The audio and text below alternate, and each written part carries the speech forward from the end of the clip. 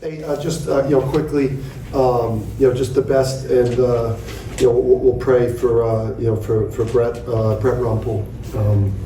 Hope that injury isn't real bad for him. He's a hard playing guy and a really good player and a hard playing guy, and he plays the game the right way. So we'll keep him in our thoughts and hope that he's able to recover from whatever happened there. It was great having John. I think one the schedule John and his teams. It's always a challenge. He's a tremendous coach. His teams play with incredible energy and competitiveness, and he did so much for Connecticut basketball in the state, and put the University of Hartford on the map. Hartford University was the University. University. Okay. Put that school on the map with what he did with that program, and then obviously where it went from there was really sad. So it's great to have him back in the building, and with a program that he's going to elevate to a championship level. I think sooner rather than later. Is that an opponent you want to schedule regularly in the future? No, I would like not to play his teams too often. They play really hard. They're well prepared, and they play with a lot of energy. So you try to avoid teams like that in these types of games. You talked earlier this week, maybe one minor concern was shooting, and I think you had a season high for field goal percentage today. How's that come along? You think you're shooting? Yeah, we would have even shot better. The last 7 minutes, I think human nature set in, and particularly the last 5 minutes, we missed a lot, and it really hurt our numbers. Overall, I think that we should have shot in the 60s from the field. It should have been a 25, 26 assist game. I liked. I think the shooting numbers from three will. In the end, I think we've got three guys that are eventually going to be 40% three-point shooters, and I think Solo's going to. Once he really starts to get comfortable out there, I think he's going to be. Even though his numbers are kind of taking a hit right now, I think if. From December on, he may be a guy that's shooting pretty high too. So I like the shooting. I like Donovan to get more touches today in the post. He's a work in progress. That way, as a guy we throw the ball in the post to and trying to score one-on-one.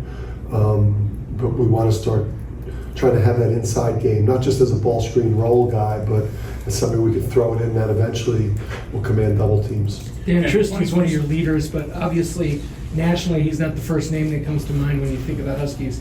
And here he is today with another triple-double and what he did in the national championship game. Can you just talk about what he's meant to this team and what he means to this program? Yeah, Tristan never. He never. A lot of our players don't get the credit because our culture is so unselfish, and these guys are so about winning. And they're not, huge on social media. Just making it all about themselves, and I don't. It's. If the college basketball, the national college basketball experts. Don't begin to include him in the conversations as, one of the better guards in the country, one of the better college guards. Just with everything he's done, he's won a national championship. He's had multiple triple doubles. All he's done is win. What's his record since he's been here? Yeah. Are you going to continue? No, I'm done. I think. The 23 straight non-conference double figures. Obviously, you beat several, high major opponents along the way, but just to not slip up and even have a close game against these sort of low majors. How impressive is that? Because you see upsets all the time or close games between low and highs. Is that just as impressive as almost as being able to beat the high majors all? Yeah, listen, it tells the story of what our program's all about. And the type of people that we pursue in recruiting, that you can still, everything that goes on in basketball, everything that's modeled, unfortunately, sometimes at the NBA level, sometimes guys being uncoachable, not playing both ends of the court. everything in college, the portal, the NIL, all this stuff, like that there still are old school families out there and kids that are old souls that you know, are about winning and allow us to coach them and are always ready to play. There's so many things involved in how dominant we've been in non-conference. Having the, you know, Luke Murray and Kamani Young, two of the best coaches in the country that do an incredible job with the preparation. You know, having NBA level players that are all about winning and don't care if it's them on any night, right? It's just about UConn basketball. Are they invested in this, you know, record? Is it something that's talked about, or? None of us knew. We tried internally to get a sense of where, you know, it felt like it's something that was hard to do. But internally, we couldn't figure out where we stood relative to it. And, you know, Borzello told us after the last game, where we had no idea, but it felt like it was pretty special, the run we've been on. How do you think the freshmen are kind of growing now? They're about 6 games into their careers, and how do you think they're kind of growing? I think Solo, just from a defensive standpoint, so much better, and his comfortability. I thought he was the hero in New York. I mean, Sampson, Hassan, a lot of people. You know, Tristan MVP, Alex was a monster. I thought Solo was the kind of quiet hero for us, to be able to give us the minutes that he gave us, how solid he was, and, you know, big 7 points in the first half versus Texas.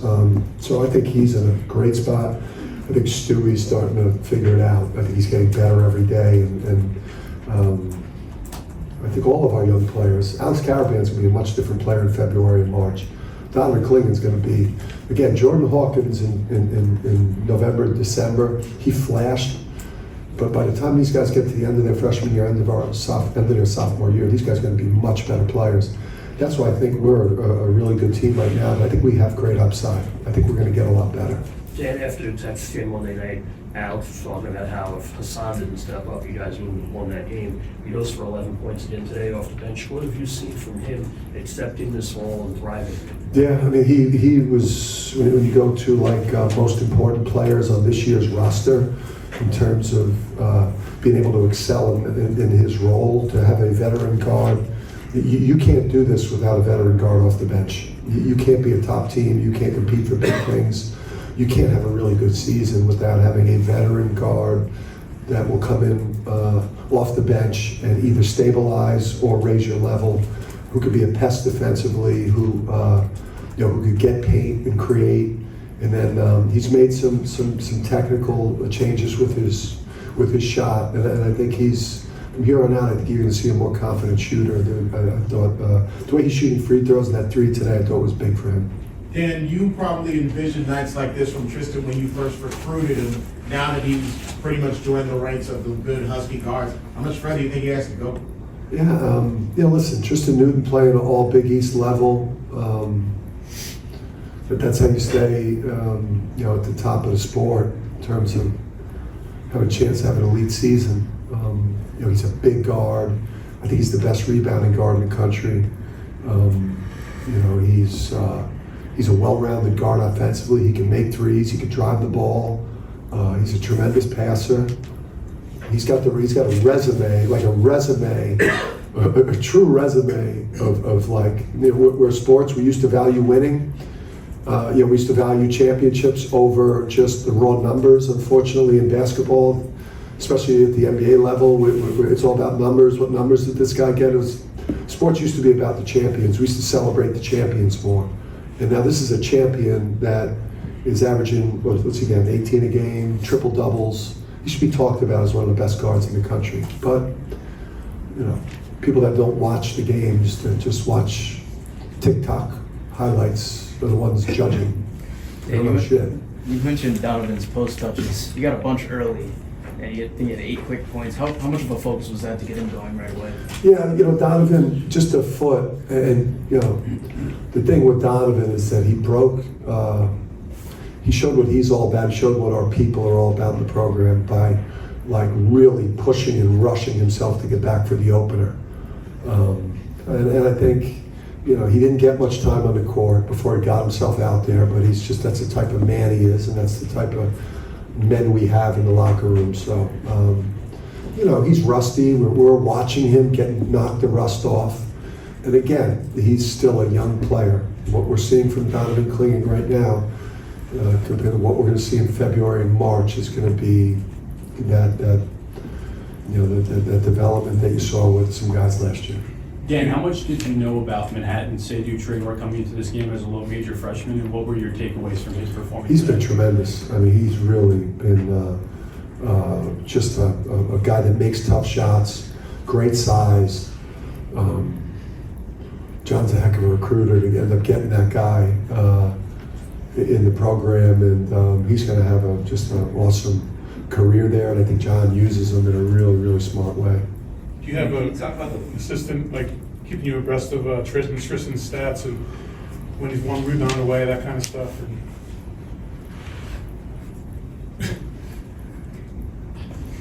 Yeah, and I've bought it.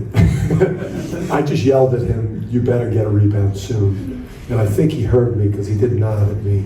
Because I couldn't leave him out there. That would have been a bad look, just to get the rebound. But he had to get that rebound within the confines of when he should have come out of that game. Like, I couldn't have left him in there to the 2-minute mark. So he got it at a perfect time, and I was able to get him out. But I did yell at him, "You better get a rebound." Thank you. Talk about the leadership. There's, one ring going into the season, step up for these guys. But I would think you and the staff have to be happy. You're watching guys out there, Cam, Alex working with the other guys, Tristan talking. It seems like the leadership role has kind of like rolled nicely into the new group of guys. Yeah, I mean, listen, this whole organization, we're all about culture, and it starts in the recruiting process with the type of people that we want in here and what they stand for. And obviously, you got to have the talent. Some of those prerequisites to take the court for a program like this, but we get good guys. I mean, everyone loves our guys. The people that interact with our guys, whether it's you guys or or the fans or when we travel, we got classy guys. We got guys that are gym rats. They're about the work. They're about winning. You see our bench during a game, and guys that desperately want on the court are celebrating the success of people that are keeping them off the court. We got as good a culture as anyone could have, I think, in college basketball, and we've been building that since we got here, and now we also have the high-level talent. And then again, I'm lucky to have Tom and Luke and Kamani, and obviously also Paul Wetterman back there, who's a hell of a self-promoter too, mostly with Rossi. Coach, what's been the most encouraging thing about Donovan's approach post-injury in these second years? I mean, he's on preseason All-American teams. He's a potential lottery pick, and he could care less what his numbers look like after games. I don't ever feel a sense of him not being happy with how he's being used or how the season's been going to this point. He loves Connecticut. He loves UConn. He understands that. He understands that shit doesn't matter. This is about us winning, and he's the ultimate team guy. Stefan's still on track for Kansas. Is that the plan? That's what he's telling people. I mean, he's telling the media, right? He's telling ESPN people. I mean, I've shut him down now with the media. Bobby, I think, has got to get a grip on that situation. That's Bobby's first real controversy for him replacing Phil. So, listen, great athletes. You hope. Yeah, we are not rushing him back. We're playing the long game here. We know what we have here potentially with the group. The game in December is not going to make or break our season. This is about being at our absolute best in February and March. But great athletes tend to recover from something like what Steph's dealing with pretty quickly. Dan, obviously Ray had come around the team a few times last year, but how important is it for guys like him to come back for this program? Yeah, it's great to have. I think the everything with Kevin behind us, and I think a lot of healing's gone on, since the, Kevin's situation is behind the university and then just the volume to have Charlie, Villanueva through, to have a Mecca around as much as we've had a Mecca and Kemba and Shabazz and Ray and Rip, who is really like behind the scenes, and to get a text from Jake Voskuhl on Thanksgiving, who's like low key one of my favorite guys that played here. That guy was a big tough Texan. We're starting to win and play at a high level, which helps the healing, and the Kevin stuff behind us. It helps with the healing. That's important to have the legends around.